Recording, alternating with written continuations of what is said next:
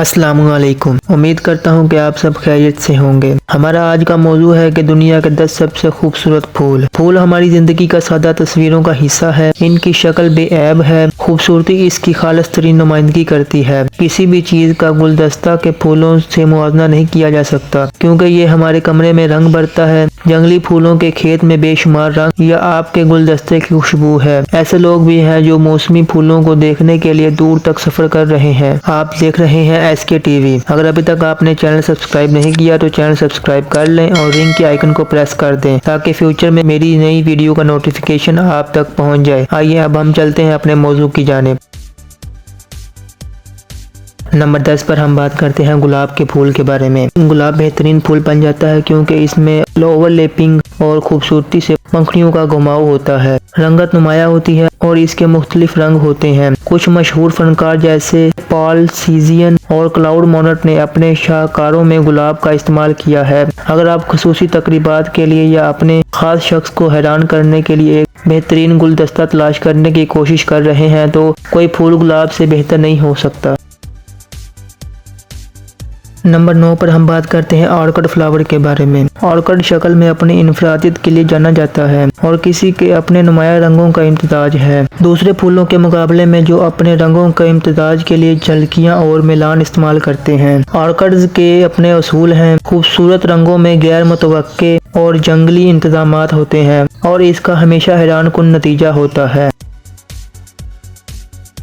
Number 8 पर हम बात करते हैं मैरीगोल्ड फ्लावर के बारे में। रोशन नारंगी और सुर्ख मैरीगोल्ड एक सब्ज बाग में कायम करने के लिए बेहतरीन है, जो कुदरत की जानिब से पेश किए जाने वाले हैरत अंगेज नज़ारे बन सकते हैं। जब आप मैरीगोल्ड को ज्यादा करीब से देखते हैं तो फूल की सुनहरी रंगत ज्यादा नाकाबिले यकीन हो जाती है। किनारे और पंखुड़ियां मुनफरिद हैं, रंग का तगय्युर भरपूर और लतीफ है और इसकी शक्ल मैरीगोल्ड को एक हाइप्नोटिक खूबसूरती देती है। ये पौधे मैक्सिको में उगते हैं। कुदरती तौर पर मैक्सिको की वादी से जनूब की तरफ बढ़ते हैं और यहाँ तक कि लातीनी अमेरिका के कई दूसरे ममालिक तक पहुँचते हैं।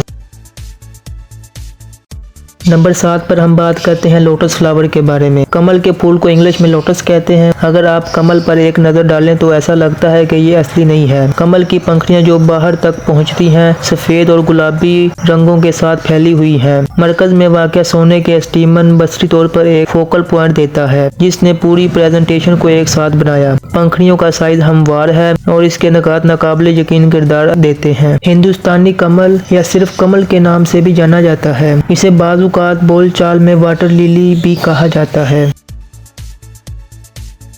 नंबर 6 पर हम बात करते हैं डहलिया फ्लावर के बारे में। डहलिया फ्लावर मुख्तलिफ रंगों गुलाबी, नारंगी, सुर्ख या सफ़ेद में दस्तयाब है। इन तमाम फूलों में यह सरसब्ज और मुतहरक फूलों में शामिल है जो आप देखेंगे। इसकी कुछ पंखुड़ियों में खूबसूरत रंग के मिलान होते हैं, जैसे चमकदार सुर्ख जो आहिस्ता आहिस्ता खूबसूरत जामनी या सफेद रंग में बदल जाता है, जो इसके तने से लेकर इसकी नोक तक चमकते हैं। तनों की ऊंचाई 12 इंच से लेकर 6 से 8 फुट से ज्यादा तक होती है।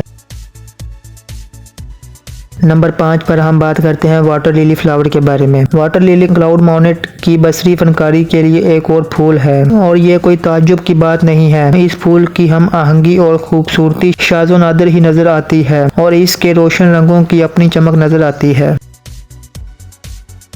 नंबर 4 पर हम बात करते हैं बर्ड ऑफ पैराडाइज फ्लावर के बारे में। बर्ड ऑफ पैराडाइज को इसका नाम इस वजह से दिया गया क्योंकि ये एक चमकदार रंग बिरंगे परिंदे से मुशाबहत रखता है, जिसका पतला जिस्म और फड़फड़ाते पर हैं। बर्ड ऑफ पैराडाइज इसके मुतहरक रंगों की वजह से एक मुतासिर कुन परों का फैलाव, नीले, सुर्ख और नारंगी रंग इसमें नुमाया नजर आते हैं। पौधा 2 मीटर तक बढ़ता है। पत्ते सदाबहार होते हैं और 2 सफ़ों में तरतीब दिए जाते हैं, जिससे पंखे की शक्ल का ताज बनता है और फूल पौधों के ऊपर लंबे डंडों के सरों पर खड़े होते हैं। सख्त चोंच नुमा मियान जिसमें फूल निकलता है, इसे इस पाथ कहते हैं। ये तने पर खड़ा होता है जो इसे परिंदे के सर और चोंच की शक्ल देता है। नंबर 3 पर हम बात करते हैं लीलक फ्लावर के बारे में। बहुत से लोग अपने पसंदीदा फूलों की लिस्ट में लीलक शामिल करते हैं। लीलक इसके चमकदार जामुनी रंग और इस खूबसूरत सफेद खाका के लिए जाना जाता है और यकीनन मुनफरिद पेशकश और लंबी पंखड़ियों की वजह से ये और भी खूबसूरत नजर आता है। लीलक जैतून के फूलदार पौधे की एक किस्म है जो जजीरा नुमा बुल्कान से ताल्लुक रखता है, जहाँ यह पथरीली पहाड़ों पर उगता है। मौसम बहार में अपने खुशबूदार फूलों के लिए उगाए जाने वाले इस बड़े झाड़ी या छोटे दरख्त की बड़े पैमाने पर काश्त की जाती है और इसे यूरोप, एशिया और शुमाली अमेरिका के कुछ हिस्सों में कुदरती बनाया गया है। ये जंगल में वसी पैमाने पर बिखरे मकामात पर पाया जाता है। नंबर 2 पर हम बात करते हैं चेरी ब्लॉसम फ्लावर के बारे में। चेरी ब्लॉसम जापान का कौमी फूल है। ये वाकई दुनिया भर में पसंद किया जाता है। जब आप करीब से देखते हैं तो चेरी की नाजुक पंखड़ियां खूबसूरत और देखने के काबिल होती हैं। ऐसा लगता है कि जब आप चेरी के फूलों के इन दरख्तों को देखते हैं तो आप एक ख्याली वंडरलैंड में पहुंच गए हैं। यूरोप में 19वीं सदी के आखिर से 20वीं सदी के अव्वल तक कोलिंगवुड इंग्राम ने जापानी चेरी के फूलों को इकट्ठा किया और इनका मुताला किया और एक मुख्तलिफ आराइशी खेती तहकीक की। अमेरिका में सजावटी चेरी के फूल इस वक्त फैलना शुरू हुए जब 1912 में जापान ने इन्हें दोस्ती की अलामत के तौर पर पेश किया। नंबर 1 पर हम बात करते हैं एरस फ्लावर के बारे में। अगर आप एरस पर एक नज़र डालें तो ऐसा लगता है कि किसी पेशावर फनकार ने इसे एहतियात से डिज़ाइन किया है। यही वजह है कि क्लॉड मोनेट, एक तासर पसंद मुसव्वर, हमेशा एरस को अपने पसंदीदा मौजू के तौर पर शामिल करता है। जामनी, नीले, सफ़ेद और पीले रंग के छिड़काव फनकाराना इंतजाम को वाकई नाकाबिले फरामोश बना देगा। अगरचे माहौलियात में मतनू है, लेकिन एरस बुनियादी तौर पर खुश्क, नीम सहराई या सर्द चट्टानी पहाड़ी इलाकों में पाया जाता है। उम्मीद करता हूँ कि आपको वीडियो पसंद आई होगी। वीडियो को लाइक, शेयर और कमेंट ज़रूर करिएगा।